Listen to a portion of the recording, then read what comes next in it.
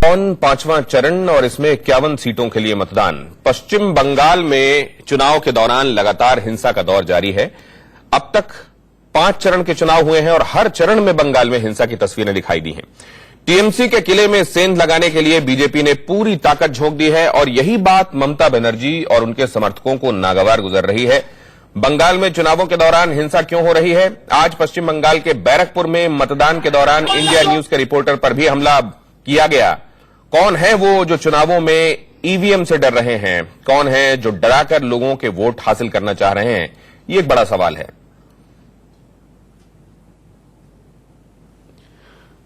और आज एक बार फिर से आप हर एक चरण में हुई हिंसा की तस्वीर देख रहे हैं। पहले चरण, दूसरे चरण, तीसरे चरण, चौथे और आज 5वें चरण की हिंसा की तस्वीरें आपको नजर आ रही हैं।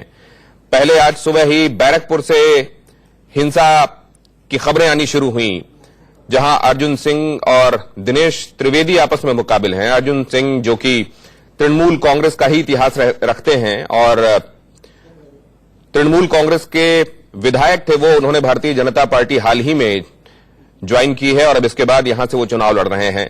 उन्होंने कहा कि तृणमूल कांग्रेस के गुंडों ने चाहा कि भारतीय जनता पार्टी के जो वोटर्स हैं वो डर जाएं, लिहाजा उन्होंने हमला बोला और इसमें मुझे भी चोटें आई हैं। और जैसा कि आप सब जानते हैं कि पश्चिम बंगाल में वैसे तो चुनावी हिंसा का इतिहास रहा है। 1960 और 70 के दशक के बाद करीब 34 साल तक यहां वामपंथ प्रायोजित हिंसा चुनावों के दौरान हमेशा देखने को मिलती रही है। लेकिन उसके बाद कुछ सालों तक यह लगा कि शायद अब यहां का यह ट्रेंड बदल रहा है। अब लोग बैलेट पर, अब लोग ईवीएम पर भरोसा करने लगे हैं और कम से कम इलेक्टोरेट को हिंसा के जरिए प्रभावित करने की अब कोशिशें नहीं होती। लेकिन ऐसा लगता है कि तृणमूल कांग्रेस को शायद अभी आवश्यक लगने लगा है कि इस तरह के रास्ते अख्तियार किए जाएं ताकि कुर्सी बची रहे। आरोप यही है कि तृणमूल कांग्रेस के लोग खास तौर से चुनावों के दौरान हिंसात्मक हो रहे हैं।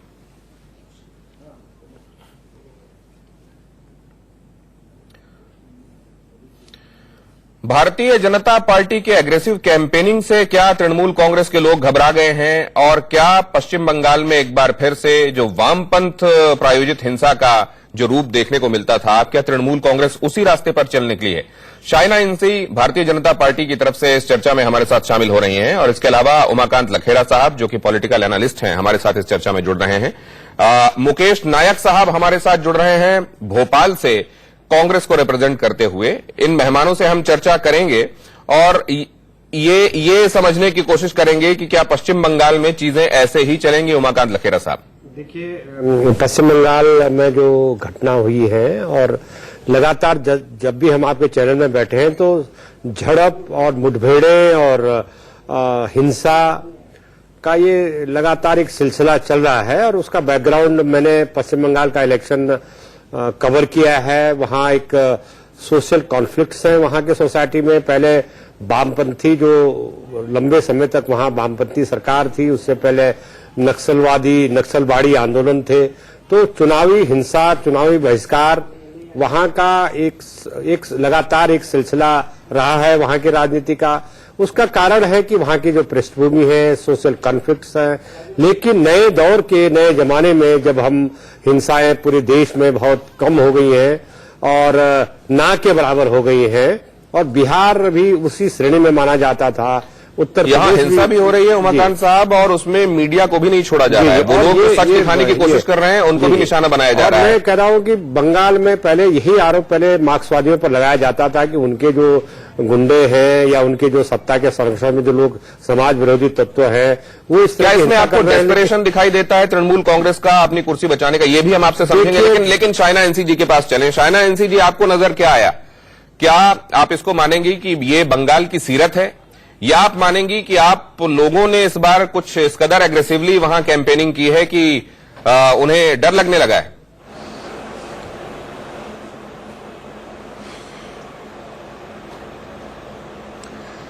बंगाल की फितरत नहीं है, एक राजनीतिक पार्टी की फितरत है जिसका नाम है तृणमूल कांग्रेस।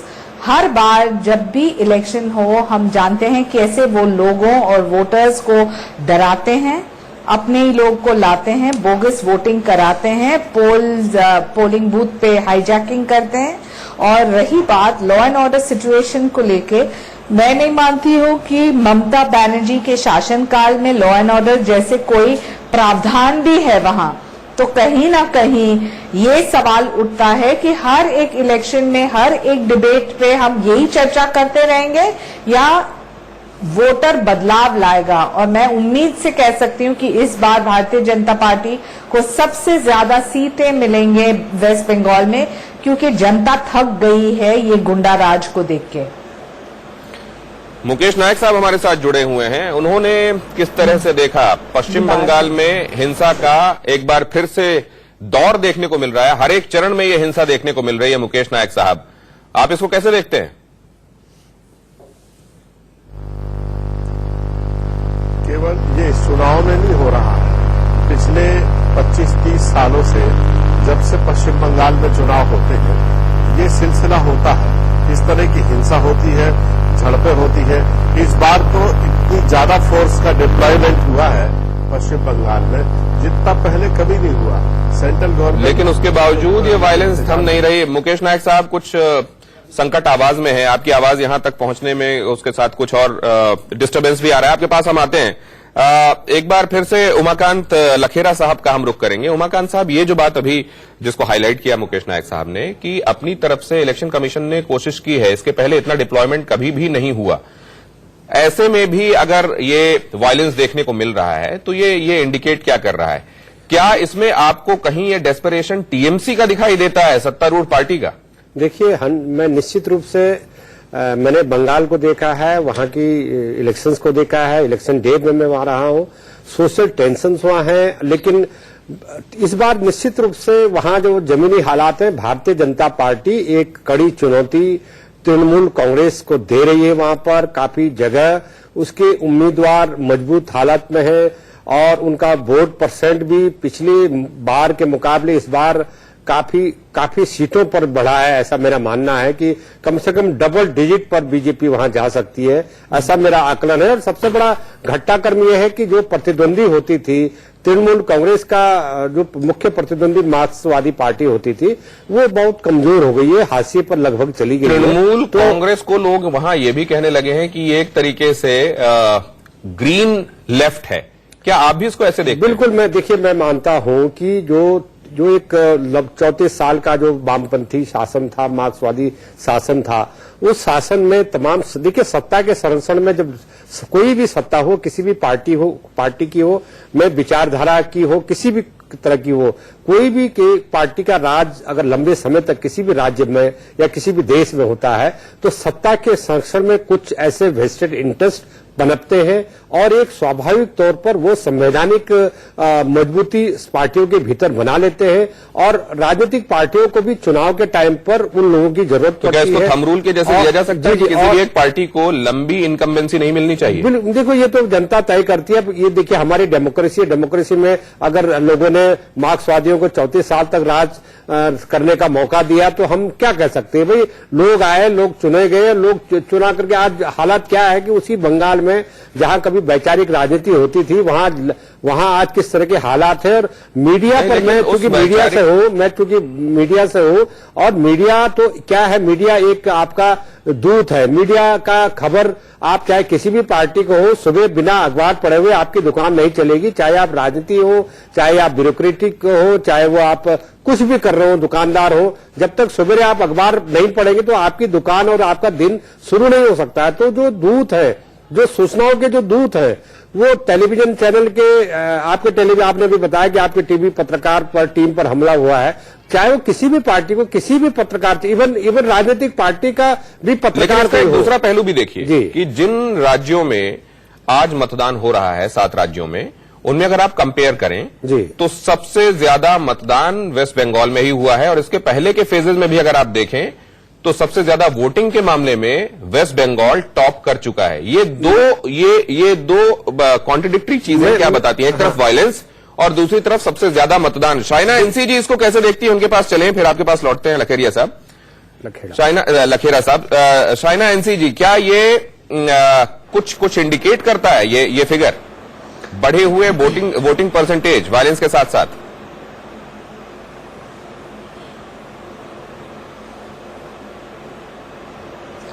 देखिए, एक चीज स्पष्ट है कि वेस्ट बंगाल की जनता परिवर्तन चाहता है और कहीं ना कहीं मुझे लगता है कि जब आप तादाद की बात करते हैं कि देखिए कितने लोग बाहर आए या न आए, प्रजातंत्र लोकतंत्र की खूबी ये है कि ये मैंडेट और बैलेट बॉक्स आपको पता चलेगा सर्वे के अनुसार एक स्मॉलर सैंपल साइज पे। लेकिन 23 मई पे जब हम चर्चा करेंगे आप ही के चैनल पे, तो एक चीज स्पष्ट है कि मोदी जी की जीत और एक मैंडेट वेस्ट बंगाल से कि हम यहाँ ये सभा नहीं करेंगे, ये गुंडाराज नहीं चलेगा, ये पोलिंग बूथ्स पे जिस ढंग से लोग बाहर आके आपत्तिजनक टिप्पणी करते हैं, लोगों को डराते हैं, ये माहौल पहले हुआ करता था, लेकिन आज वेस्ट बंगाल की जनता नहीं स्वीकारेगी। और मैं मानती हूं कि शुरुआत तब होती है जब थोड़े लोग एक रिबेलियन के तौर पे, एक प्रोपेगेंडा के तौर पे चर्चा करें, लेकिन जब बहुमत के निर्णय एक पोलिंग बैलेट के निमित्त सबको पता चलता है, उसमें हार जीत स्वाभाविक होती है। लेकिन तब ये खासतौर से चिंताजनक हो जाता है ये ट्रेंड, वायलेंस का, हिंसा का ये ट्रेंड, जबकि ये एक ऐसा राज्य है जो बांग्लादेश से लगा हुआ है और बांग्लादेश को लेकर तमाम तरह की चिंताएं, बॉर्डर के पोरस होने को लेकर चिंताएं, कई तरह की चिंताएं पहले जाहिर की जाती रही हैं। ऐसे में ये वायलेंस और भी कुछ इंडिकेट करता है क्या? हमारे साथ ये खास मेहमान लगातार जुड़े हुए हैं। एक छोटे से ब्रेक